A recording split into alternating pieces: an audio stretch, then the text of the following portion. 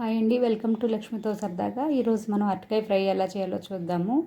నేను ఇక్కడ 2 అరటికాయలు పీల్ తీసి చిన్న ముక్కలుగా కట్ చేసి బాండీ పెట్టుకొని ఆయిల్ వేసుకొని స్టవ్ వెలిగించుకొని ఈ ముక్కలు అందులో వేసి వేయించుకుంటున్నాను. అరటికాయ సగం వేగిన తర్వాత అందులో ఉల్లిపాయ ముక్కలు, కొత్తిమీర కలుపుకుంటున్నాను.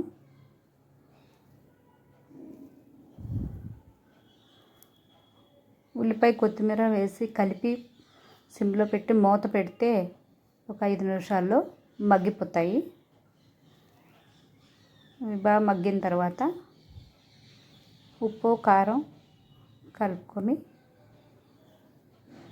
స్టవ్ ఆఫ్ చేసుకొని ఒక బౌల్లోకి తీసేసుకుంటే అరటికాయ ఫ్రై రెడీ. చాలా సింపుల్, ఎవరైనా చిన్న పిల్లలు కూడా చేసేయచ్చు దీన్ని.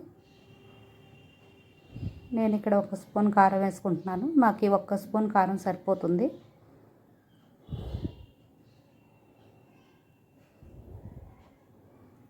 అంతే. ఓకే, బాయ్ అండి. మరో వీడియోతో మళ్ళీ కలుద్దాం.